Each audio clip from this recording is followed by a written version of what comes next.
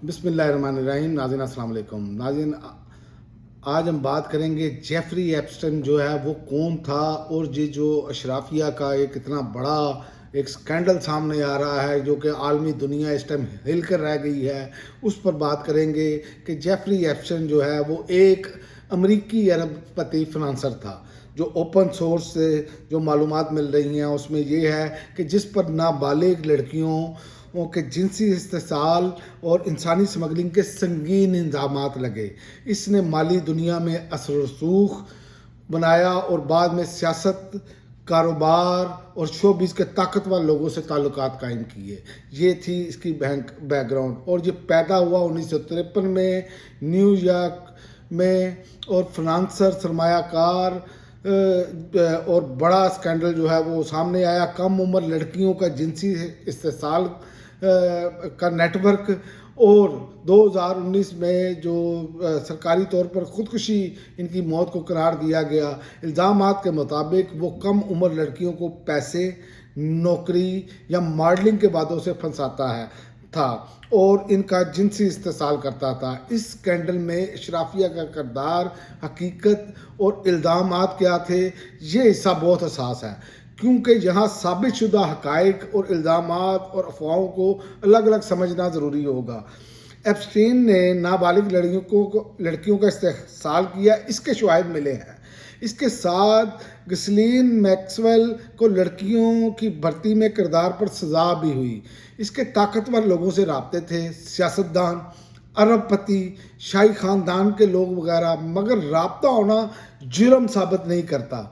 तहकीकात में FBI को दूसरे ताकतवर अफराद के ख़िलाफ़ मुजरमाना केस बनाने के लिए काफ़ी सबूत नहीं मिले, और मुबैना खुफिया क्लाइंट लिस्ट के वजूद का सबूत भी नहीं मिला। इल्ज़ामात मौजूद हैं, दावे मौजूद हैं, मगर मुकम्मल तौर पर साबित अभी कुछ नहीं हुआ। अभी फाइलें आहिस्ता आहिस्ता कर लीक हो रही हैं, लेकिन हर दावा अदालत या तहकीकात में साबित नहीं हुआ।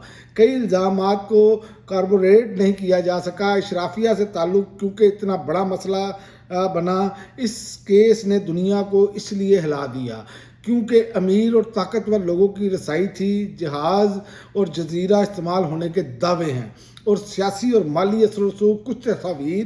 कुछ दस्तावेज़ात में मशहूर शख्सियात के नाम सामने आए, जिससे शकूक बढ़ गए, मगर ये खुद जुर्म का सबूत नहीं होते।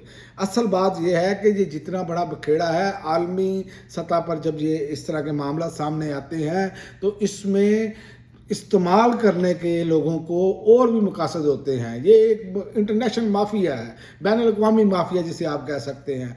ये बैनुल-अक़वामी जो माफिया है, ये अपने मज़ीद काम निकलवाने के लिए लोगों को ब्लैकमेल करते हैं, तो ये उसी की एक कड़ी है। आज तक सवाल क्यों बाकी है कि एप्स्टाइन की जेल में मौत ने मज़ीद साची नज़रियात को जन्म दिया। फाइल्स मरलावार जारी हो रही हैं, कुछ लोगों के ताल्लुकात सामने आए, मगर जुर्म अभी तक साबित नहीं हुआ। एप्स्टाइन जो है वो एक ताकतवर फ्रांसर था जो कम उम्र लड़कियों के इस्तेसाल में मुलव्वस पाया गया। इसके अमीर और ताकतवर लोगों से ताल्लुकात थे। बड़े पैमाने पर अशराफिया नेटवर्क चलाने का इल्ज़ाम मुकम्मल तौर पर साबित नहीं हुआ। केस आज भी सवालात और बहस का मौजू है, क्योंकि आहिस्ता आहिस्ता करके फाइलें सामने आ रही हैं, और ये एक मकसद होगा। आप देखें, ये जो लीक्स जब होती हैं तो याद रखें कि इसमें बैनुल-अक़वामी जो माफियाज होते हैं उनके अपने अहदाफ होते हैं, और लोगों को ब्लैकमेल करके बहुत सारे अहदाफ हासिल किए जाते हैं। देखते हैं आइंदा आने वाले दिनों में इस अहदाफ का जो मेन महवर है वो क्या है। अभी तक तो सुनने में बहुत कुछ आ रहा है, लेकिन ये अब आपको आइंदा चंद हफ्तों में नज़र आएगा कि आहिस्ता आहिस्ता पहला हदफ कौन सा इस्तेमाल होता है, फिर दूसरा कौन सा होता है, फिर तीसरा कौन सा होता है।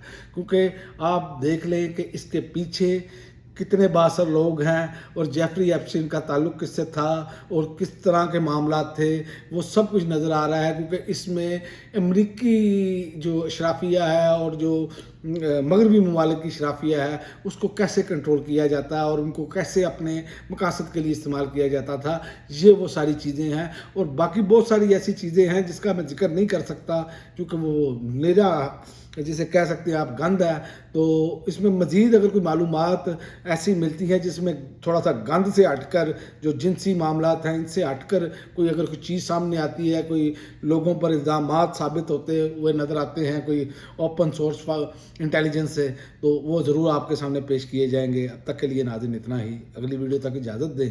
अल्लाह।